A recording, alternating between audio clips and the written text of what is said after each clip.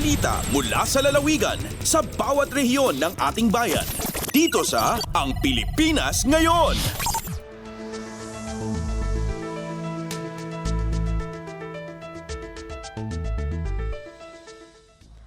Narito na ang bugso ng ating mga regional news. Dumako muna tayo sa rehiyon ng Luzon. Ice plant at cold storage facility ng Philippine Fishery Development Authority sa lungsod ng Lawag nasa 64% completion na. Ang kabuang ulat ihahatid sa atin ni Jude Pitpitan mula sa Lawag. Umabutan ti 64% tinalpas iti agdama apan naka-establisar ti ice plant ken cold storage facility iti Philippine Fisheries Development Authority dito yung syudad ti Lawag. Sekon ken PFDA Sual Port Manager Nasil Abdul ito sabang agrikultura. Tinasao a pasilidad ket masarakan iti barangay 2 Santa Joaquina Lawag City ken adda ti kapasidad na at 3 metriko tonelada. Kunana nga pama na malpas tinasao pasilidad iti lokal na gobyerno ket isuda ti adda ti karbengan na amang maniher kan ag-operate iti daytoy. Gagam tinasong establishmento asaan na maperjan ti produkto dagiti mangalap dito yung syudad kang ronanan kadagiti fisher folk nga adu ti nakalapanda kat saan da adago sa may deliver dagitoy iti merkado publiko. Imunan anang ganti panakaiputar tinasaong nga cold storage facility ken ni Governor Matthew Marcos Manotok ako na ket maysa kadagiti banag a pagpintasan ti operasyon dagiti fisher folks diti probinsya bayan iti panakailong at ti fish farm iti Pasukin Ilocos Norte kadwa na dagiti kamang iti United States Agency for International Development Mariano Marcos State University ken iti Bureau of Fisheries and Aquatic Resources. Manipod iti syudad ti Lawag, Jude Pitpitan para iti Radyo Pilipinas World Service. Balita mula sa lalawigan sa bawat rehiyon ng ating bayan. Dito sa Ang Pilipinas Ngayon.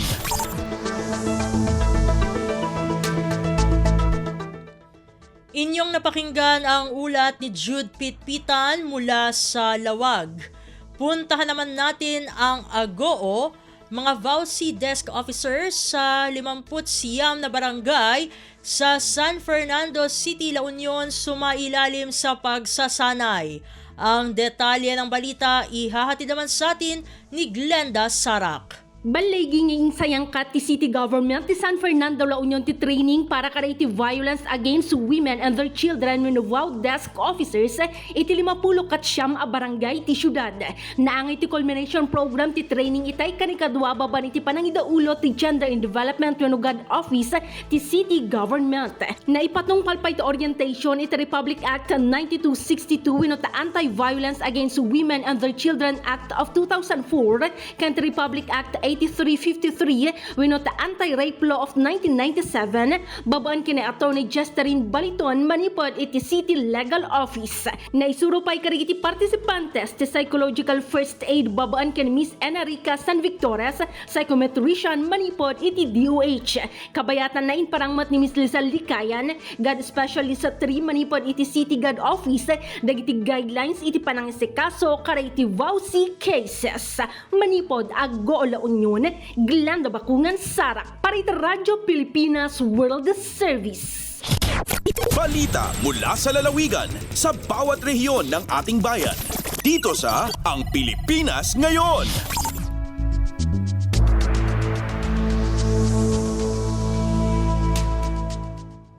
Inyong napakinggan ang ulat ni Glenda Sarak mula sa Agoo. Dumako naman tayo sa rehiyon ng Kabisayaan. National Social Pension Program payout isinagawa ng lokal na pamahalaan ng Borongan. Ang detalye ng balita ihahatid sa atin ni Soka Beria mula sa Borongan. Maabot in 2,810 ihapin senior citizens ang syudad ng Borongan nga benepisyaryan social pension program ng gobyerno nasyonal at makarawat in ayuda pinansyal aging dudumara nga payout ng lokal nga pamunuan ng syudad. Base ang City Social Welfare and Development Office, 17 nasabi nga mga senior citizen nga pinakauri nga nahidugangan DSWD alistahan ng mga benepisyaryo atun makarawat in 9,000 pesos atun ira social pension para ang mga bulan han Enero nga dan Setyembre hanya nga tuig 2024. Samtang atun 2,793 nga ihap nga unod na nga mga benepisyaryo atun makarawat naman in 3,000 pesos nga social pension nga para ikatulong nga quarter ng tuig 2024. Samtang timos atong pagpapasalamat sa administrasyon ni Presidente Ferdinand Marcos Jr. ni Nanay Lucrecia Accion, residente ng Barangay Punta Marian Ciudad, ng isang mga benepisyaryo nga kinarawat ng 3,000 pesos nga social pension. Sigon ka Nanay Lucrecia nga nasabi nga pensyon indako nga bulig nga iya, ipinaagi nin makakapalit hiyahin medisina, sira ug gatas. Di ka nga syudad ng Borongan Sog, Caberia, Radyo Pilipinas, World Service. Balita mula sa lalawigan sa bawat rehiyon ng ating bayan. Dito sa Ang Pilipinas Ngayon.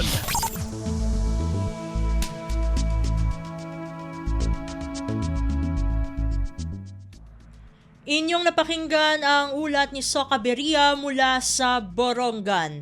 Dumako naman tayo sa Sogod, SLSU Bontoc Campus, planong mag-alok ng diving course. Ang kabuang ulat, ihahatid naman sa atin ni Ruel Bugnos. Ang Southern Leyte State University kung SLSU Bontoc Campus nagplano karon sa pagtanyag og micro-credential program sa scuba diving. Sa pakikinabi sa Radyo Pilipinas kang Dr. Gladys Pascual, ang campus director sa SLSU Bontoc, siya nagkanayon nga nagpadayon karon ng ilang gihimo nga mga lakang aron nga mahatagan kining katumanan. Sa ilang padayang kolaborasyon sa Plongeur du Monde o sa non-government organization gikan sa nasod sa France hangtod sa tuig 2025, ang SLSU nang hinaot nga ang ilang dive master mabansay aron nga mamahimo ng diving instructor sa tuig 2026. Dugang paniana gikinahanglan usab nga ang tunghaan makaangkon og mga scuba gear ug uban pa nga mga mahinungdanong ekipo alang sa pagpatuman ning maong programa. Dako usab kini ikatampo sa mga programang proyekto sama na lamang sa monitoring sa Panaon Island nga karon gideklara isip protected seascape. Kalabot nini si Dr. Pascual nagkanayon nga bisan pa man sa mga hagit nga ilang atubangon alang sa pagpatuman sa micro-credential program, siya nang hinaot nga pinaagi sa suporta usab sa administrasyon sa SLSU nga mahatagan kining katumanan. Balita gikan sa Southern Leyte, kini si Ruel Bugnos para sa Radyo Pilipinas sa World Service. Balita mula sa lalawigan sa bawat rehiyon ng ating bayan. Dito sa Ang Pilipinas Ngayon.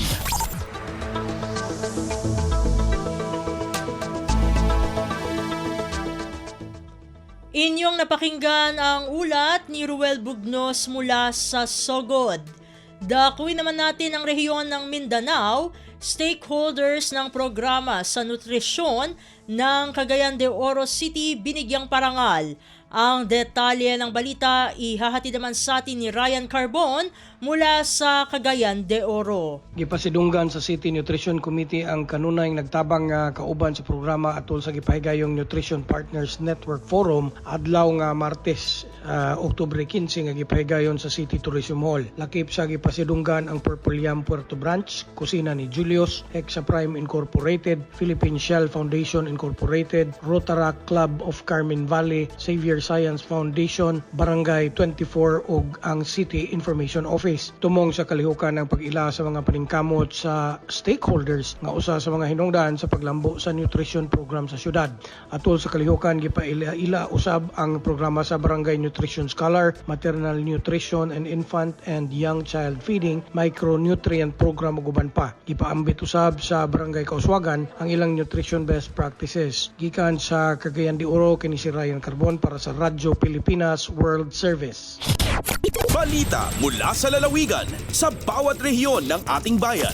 Dito sa Ang Pilipinas Ngayon.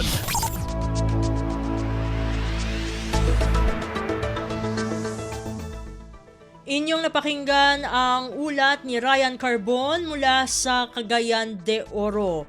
Puntahan naman natin ang Zamboanga, infrastructure at enterprise sub-projects sa Subanen Ancestral Domain sa bayan ng Dumingag sa Zamboanga del Sur, binisita ng World Bank Group. Narito si Leslie Cubol para sa balita. Giduaw sa World Bank Group sa pagpangulo ni Senior Agriculturist Mio Takada ang giproponer nga infrastructure o enterprise sub-projects nga ipahimutang sa Subanen Ancestral Domain sa lungsod sa Dumingag sa lalawigan sa Zamboanga del Sur. Ang maong proyekto kabahin sa Third World Bank Implementation Support Mission alang sa Mindanao Inclusive Agriculture Development Project o MIADP. Mabiyabihong gisugat o gidawat sa indigenous political structure sa mga lumad ka Subanen ang grupo ni Takada pinaagi sa gipahigayong daga og sangat ritual.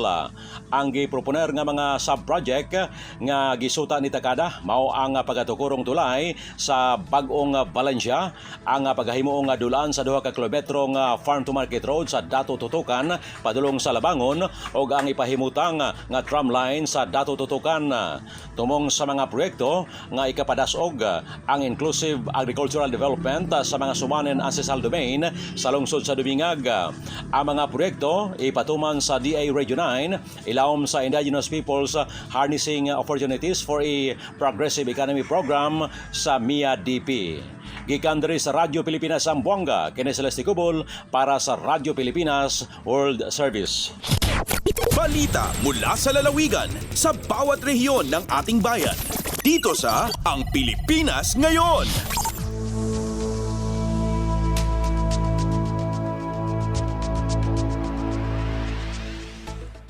Inyong napakinggan ang ulat ni Leslie Cubol mula sa Zamboanga. Dumako naman tayo sa Butuan. Maritime Safety Caravan inilunsad sa Surigao City upang palakasin ang community awareness at coastal safety. Ang detalye ng balita ihahatid naman sa atin ni Jocelyn Morano. Surigao City, kauban ng Maritime Industry Authority kon Marina, miorganisa sa usa ka Maritime Safety Culture Awareness Campaign Caravan dala ang tema Ligtas Biyahing Dagat. Gitinguhang patasan ang kahibalo sa publiko mahitungod sa kamahinungdanon sa luwas nga pagbiyahe sa kadagatan. Gilauman ni Marina Caraga Regional Director Nympha Martinez, importanteng iprioridad ang maritime safety pinaagi sa hugot nga implementasyon sa mga safety protocols agig pagsiguro nga kaproteksyonan di lamang mga pasahero apan apil ang mga crew ug mismong ang mga sakayang pandagat. Sigon ni Surigao City Mayor Paul Dumlao, gipaluyuhan niya ang kampanya gumikan kay ubay-ubay ka mga barko, lancha ug panagatan ang anaa sa dakbayan ug daghan usab ang manakayan gikan mainland Surigao tabok sa naglain-laing island barangays. Atol sa caravan nahisgutan ang pag-ila sa mga safety challenges ug mga solusyon aron maminusan ang mga risgo sa kadagatan. Updates mahitungod sa latest safety regulations ug ingon man ang pagpasabot sa kaimportante sa cooperation tali sa mga local authorities ug maritime industry. Gikan sa RP Butuan, kini si Jocelyn Morano para sa Radyo Pilipinas World Service. Balita mula sa lalawigan sa bawat rehiyon ng ating bayan. Dito sa Ang Pilipinas Ngayon.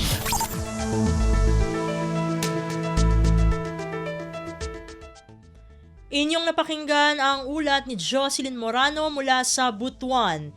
Puntahan naman natin ang Iligan. Department of Social Welfare and Development o DSWD Region 10 na mahagi ng 1 milyong pisong tulong pinansyal sa mga benepisyaryo sa Linamon, Lanao del Norte. Ang kabuang ulat ihahatid sa atin ni Sharif Timhar Habib Majid. Miapod-apod og 1 million pesos nga hinabang pinansyal ang Department of Social Welfare and Development o DSWD Field Office 10 ngadto sa syentos ka mga low-income ug small-scale business owners gikan sa lungsod sa Linamon, Lanao del Norte niadtong Oktubre 11. Nakadawat sila og 10,000 pesos matag usa nga nagtubong sa pagpalig-on sa ilang gagmay nga mga negosyo ug pagpalambo sa ilang panginabuhian.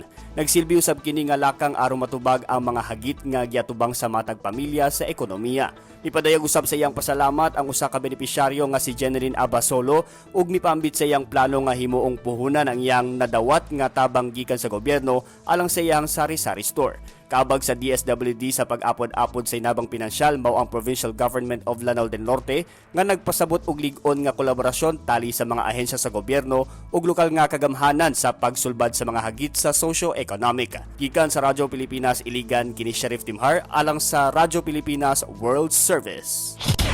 Balita mula sa lalawigan sa bawat rehiyon ng ating bayan. Dito sa Ang Pilipinas Ngayon.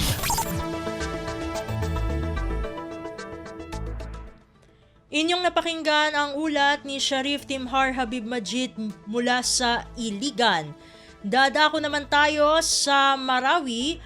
Lokal na pamahalaan ng Marantao, Lanao del Sur at Ministry of Health ng BARM pinangunahan ang groundbreaking ceremony sa konstruksyon ng 2 barangay health stations.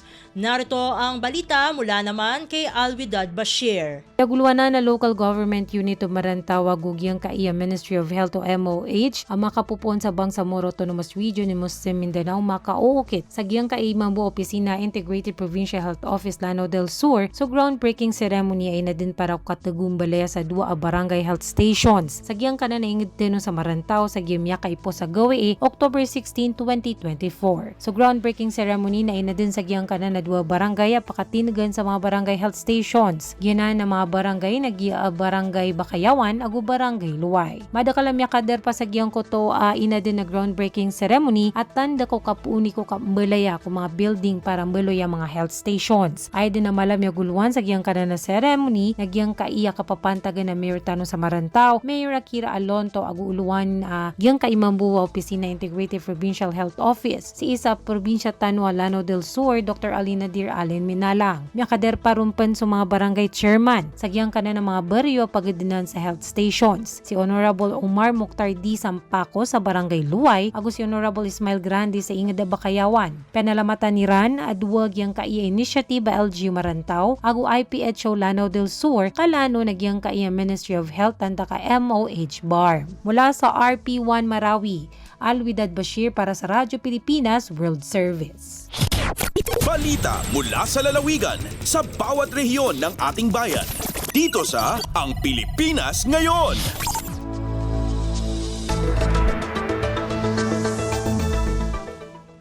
At inyong napakinggan ang ulat ni Alwidad Bashir mula sa Marawi. Dito na nagtatapos ang ating regional news.